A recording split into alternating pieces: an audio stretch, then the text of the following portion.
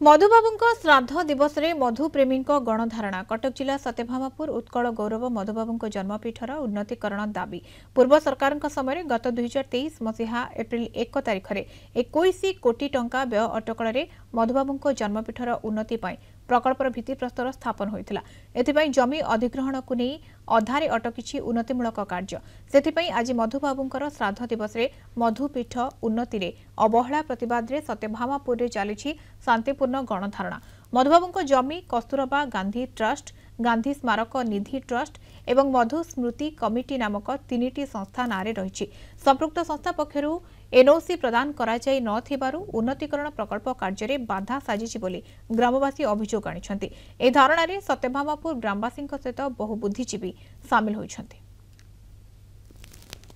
आमे प्रतिवर्ष ग्रामवासी माने एठारे मधुबाबूंकर जन्मवार्षिक श्राद्धवार्षिक पालन करू। आमको आज ये धारणा रे बसिया बाध्य होइछु।